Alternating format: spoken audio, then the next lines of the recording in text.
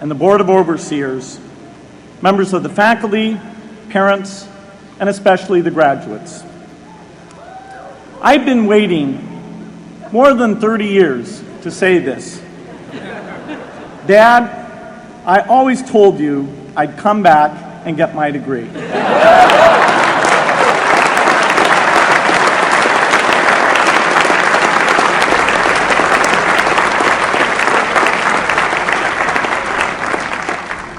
I want to thank Harvard for this honor.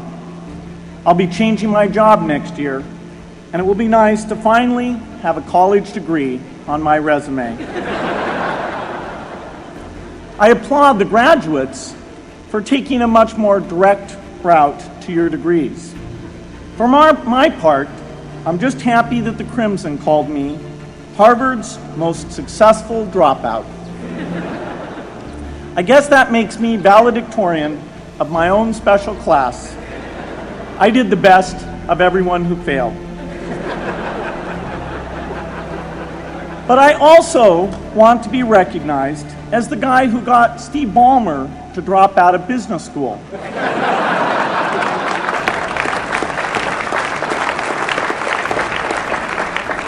I'm a bad influence.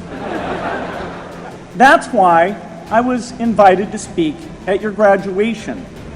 If I'd spoken at your orientation, fewer of you might be here today.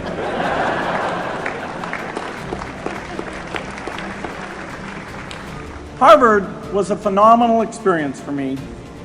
Academic life was fascinating. I used to sit in on lots of classes that I hadn't even signed up for. And dorm life was terrific. I lived up at Radcliffe in Currier House. There were always a lot of people in my dorm room late at night discussing things because everyone knew that I didn't worry about getting up in the morning. That's how I came to be the leader of the antisocial group. We clung to each other as a way of validating our rejection of all those social people. Radcliffe was a great place to live. There were more women up there, and most of the guys were math science types. The combination offered me the best odds, if you know what I mean. That's where I learned the sad lesson that improving your odds doesn't guarantee success.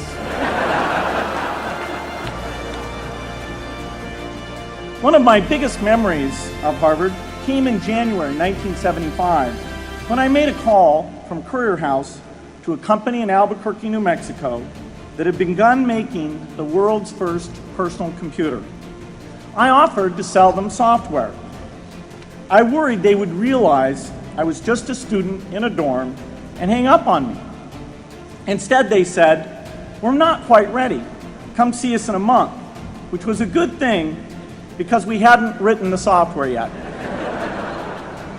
From that moment, I worked day and night on the extra credit project that marked the end of my college education and the beginning of a remarkable journey with Microsoft. What I remember above all about Harvard was being in the midst of so much energy and intelligence. It could be exhilarating, intimidating, sometimes even discouraging, but always challenging.